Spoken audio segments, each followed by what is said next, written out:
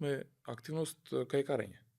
И менаџер на многу голема компанија, 80 души ми имаше донесено, вика јас сум професионален кајкар, мене не ми треба вика елек. Викам извини, ама предиспозициите се тие. Јас одговарам, ми судиш у Езерово. Да, викам ти, него и јас ќе одговарам за тебе.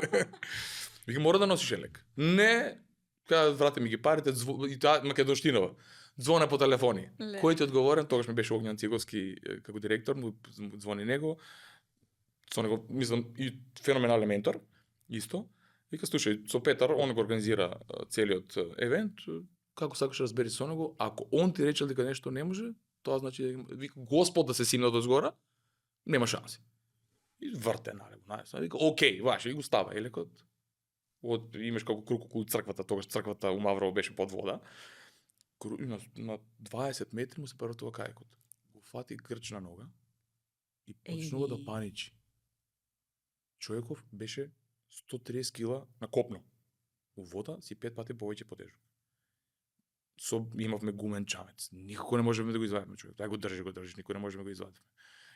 Имаше спасувачки елек, супер беше тоа на страна. Одивме со овакво со скутер на вода, пробувавме некој да го извадиме и у тој случај од искуство ми текна земав јаже. Отидев, го земав, држи го јаже, го излеков и излезе човеков надвор. И само стоим, викам, и? Најдобро сладко. Така, викам, и? Скроз блед, вика, беше управо.